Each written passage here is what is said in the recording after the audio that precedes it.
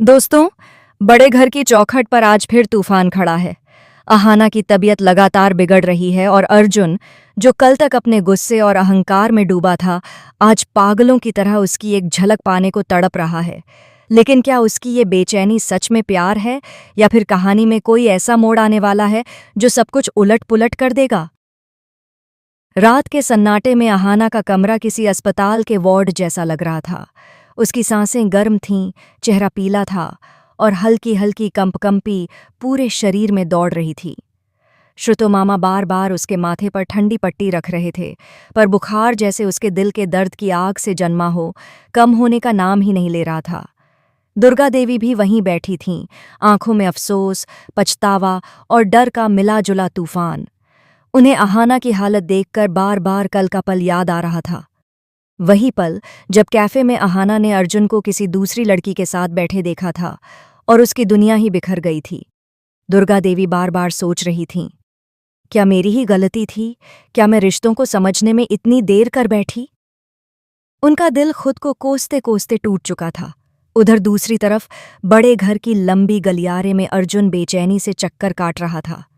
श्रुतो मामा का फोन उसे हिला चुका था। अहाना की हालत बहुत खराब है अर्जुन, वो टूट रही है। यह सुनते ही जैसे उसकी सारी सांसें रुक गईं। कल तक जिसने गुस्से को अपनी ताकत समझा था, आज वही गुस्सा उसे अंदर से चीर रहा था। उसे एहसास हो रहा था कि अहाना से दूर जाना उसकी सबसे बड़ी भूल थी, पर डर ये था कि कहीं ये भूल हमेशा के लिए उसे अहाना से दूर न कर दे। वह घर से निकलने लगा तो दुर्गा देवी दौड़ी आईं। रुको अर्जुन, तुम इस हालत में।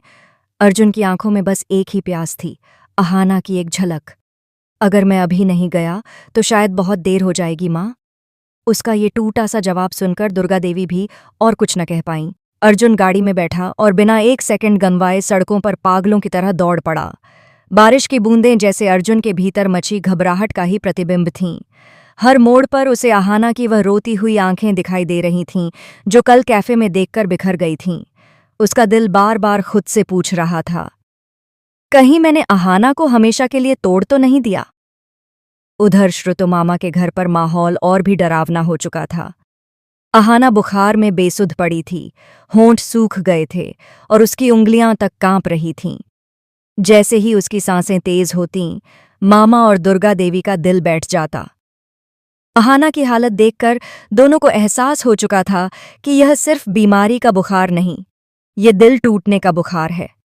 अर्जुन को किसी और के साथ देखकर जिस दर्द ने उसके दिल को चुभोया था, वही आग अब बुखार बनकर उसके शरीर को जला रही थी। तभी दरवाज़ा तेजी से खुला। अर्जुन अंदर घुसा, बिल्कुल पसीने में डूबा, आंखों में डर और बेचैनी। एक नज़र अहाना पर पड़ते ही उसका दिल जैसे धड़कना भूल गया। अहाना, उसके होंठों से निकला, लेकिन आवाज़ टूटी हुई थी। वह उसके पास गया और धीमे से उसके हाथ को पकड़ लिया। वह हाथ जो कभी गर्मजोशी में अर्जुन की उंगलियों को थाम लेता था, आज पूरी तरह ठंडा था। अर्जुन के गले में जैसे कोई भारी पत्थर अटक गया। इसे इसे क्या हो गया? उसकी आवाज में डर साफ सुनाई दे रहा था। श्रुतो मामा ने गहरी सांस ली। तुम्हें किसी और के साथ देखकर जो चोट इसे लगी है, वही इसे इस हालत में ले आई है अर्जुन। ये सुनते ही अर्जुन की आंखों में दर्द तैर गया। उसे लगा जैसे किसी ने दिल को मोड़कर कस दिया हो। वह अहाना के माथे पर हाथ रखता है। बुखार की तपिश ने उसे डरा दिया। दुर्गा देवी ने पहली बार बेटे को इतने टूटे हुए रूप में देखा था। अर्जुन, अगर आज कुछ हो गया ना अहाना को, तो यह बोझ तुम जिंदगी भर नहीं उठा पाओगे। उनकी आवाज में कठोरता नहीं, मातृत्व का डर था। अर्जुन घुटनों के बल बैठ गया। नहीं माँ, ऐसा मत कहिए। मैं इसे कुछ नहीं होने दूंगा। मेरी वजह से, मेरी बेवकूफियों की वजह से इसे इतना दर्द झेलना पड़ा। अहाना हल्का सा हिली। उसकी सांसें तेज होने लगीं। अर्जुन का दिल जैसे बाहर आ गया। वह झुककर उसके कान के पास बोला, अहाना, प्लीज, आंखें खोलो। मैं यहां हूं, तुम्हें छोड़कर कहीं नहीं जाऊंगा। कमरे में खामोशी छा गई। बस अहाना की कमजोर सांसें और अर्जुन की टूटती हुई आवाज।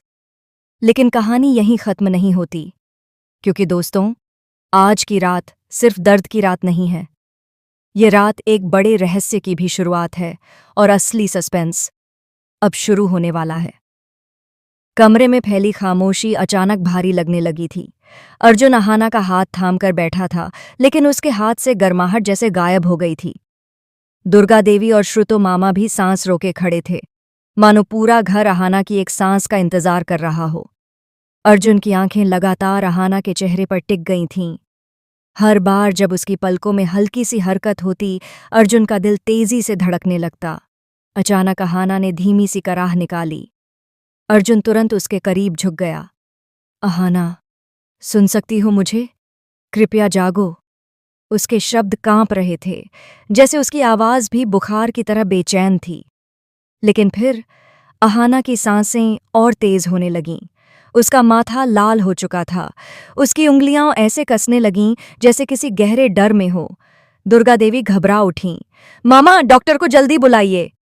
श्रुतो मामा तुरंत कमरे से बाहर दौड़ गए, लेकिन अर्जुन की नजरें अहाना से एक पल भी नहीं हटीं। उसे लग रहा था अगर उसने हाथ छोड़ा तो शायद अहाना उससे दूर चली जाएगी, हमेशा के लिए। अर्जुन की आंखें भर आई थीं। मैंने तुम्हें जिस हाल में कल देखा, वह नज़ारा मेरी आंखों से नहीं जाता। अहाना, मुझे माफ कर दो। मेरी गलती ने तुम्हें इस हालत में पहुंचा दिया। उसकी आवाज टूट चुकी थी, लेकिन अहाना सुन पाने की हालत में नहीं थी। इतने में बाहर से तेज तूगोई